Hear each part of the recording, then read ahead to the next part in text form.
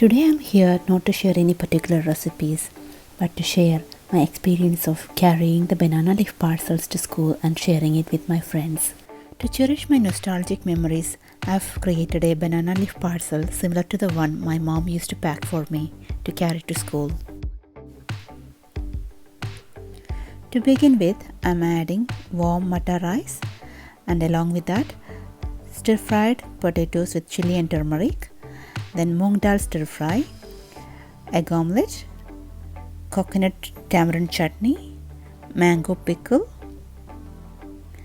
and of course fish. I've fried some Indian anchovies. Of course, this tastes really good in the banana leaf parcel. With all this, wrap it very carefully and leave it for at least a couple of hours for the banana leaf flavor to be infused in the rice.